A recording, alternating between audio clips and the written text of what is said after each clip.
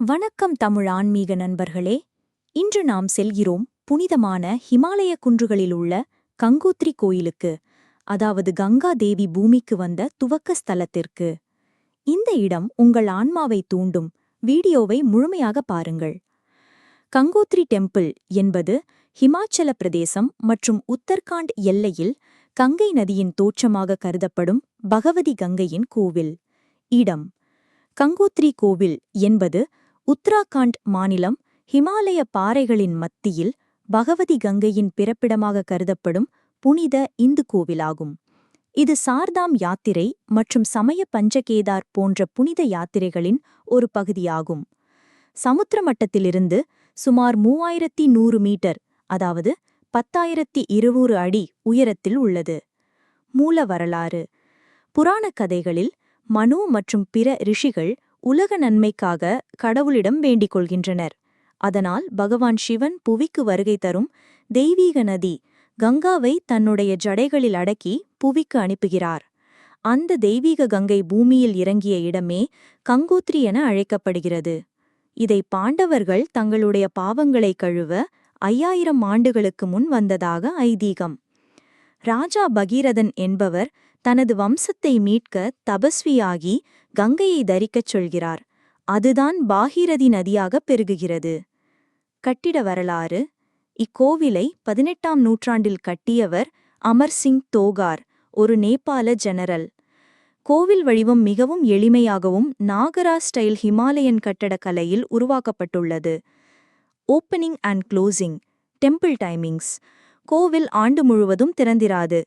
October மாதம் பிறகு முழு ஹிமம் குவிகிறது, கோவில் மூடப்படும். அக்ஷய திருதியை அன்று கோவில் திறக்கப்படும். தீவிர யாத்திரை பக்தி: சார்தாம் யாத்திரையின் முக்கியமான 4 கோயில்களுள் ஒன்றாக உள்ளது. இங்கு யாத்திரை செய்வது பாவங்களை கழிக்கும் என்றும் மோட்சம் கிடைக்கும் என்றும் நம்பப்படுகிறது. முக்கிய சிறப்புகள்: 1. பவித்திரமான பாகீரதி நதி. கோவில் அருகே ஓடும் பாகீரதி நதி என்பது மாமேதை பகீரதர் தவம் செய்து கொண்டு வந்த புனித மாயி கங்கை என்றும் நம்பப்படுகிறது. இதுதான் பின்வரும் நதிகளின் அரசி கங்கை ஆகும். பவித்ர கோயில்: கோவில் இமயமலை உயரப்பகுதியில் சுமார் 3100 மீட்டர், அதாவது 10,200 அடி உயரத்தில் உள்ளது. புனித தேவியாம் கங்கைக்கு அர்ப்பணிக்கப்பட்டுள்ளது. பாரம்பரிய வரலாறு: புராணக் கதைகளின்படி பகவான் சிவன் தனது ஜடைகளில் கங்கை தேவியை எடுத்துக்கொண்டு பின்னர் பகீரதர் வேண்டிய பின் இந்த பூமிக்குள் இறங்கிச் செய்தார். அந்த இறங்க நடந்த இடமே கங்கோத்ரி என நம்பப்படுகிறது.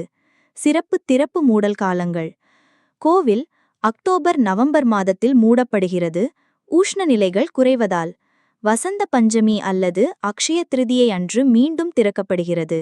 சராசரி 6 மாதங்கள் மட்டும் திறந்திருக்கும், மே முதல் அக்டோபர் வரை மட்டுமே. யாத்திரை மற்றும் பாதை: யாத்திரை துவங்கும் இடம் ஹரித்வார் அல்லது ரிஷிகேஷ். பக்தர்கள் வாகனமாக உத்தர்காசி, ஹர்ஷில், கங்கோத்ரி வழியாக பயணிக்க வேண்டும். பின்னர் தபோவனம் மற்றும் கௌமுக் என்ற பகுதிகளுக்கு அடியார்கள் நடைப்பயணமாகச் செல்வது வழக்கம். கோவில் கட்டிடக்கலை: 18ஆம் நூற்றாண்டில் அமர் சிங் தாக்கூர் என்பவரால் கட்டப்பட்டது. மரமும் பாறையும் கலந்து கட்டப்பட்டுள்ள இந்த கோவில் இமயமலைக்கு ஒத்த இயற்கை அழகுடன் ஒன்றிணைக்கப்பட்டுள்ளது. தவம் மற்றும் ஆன்மீகம்: பகவான் சிவன், பகீரதர் மற்றும் ஏனைய முனிவர்கள் இங்கு தவம் செய்த இடமாக இத்தலம் கருதப்படுகிறது. சத்தியம், தவம், சுத்தம் ஆகியவற்றை அடையாளமாக கூறப்படும் இடம். அருளும் ஆசியும்: இங்கு கங்கை மாதேவியின் தரிசனம் பாவங்களை கழிக்கும் என நம்பப்படுகிறது. பக்தர்கள் பாகீரதி நதியில் சந்தியா ஆரதி, தீபம் விடுதல், தர்ப்பணம் செய்யுதல் ஆகியவற்றை செய்கிறார்கள். பின்ன இருக்கும் புனித இடங்கள்: பகீரத ஷில்லா, பகீரதர் தவம் செய்த இடம். கௌமுக், பனிப்பாறையிலிருந்து பாகீரதி நதி பிறக்கும் இடம். தபோவனம், முனிவர்களின் தவ இடம்.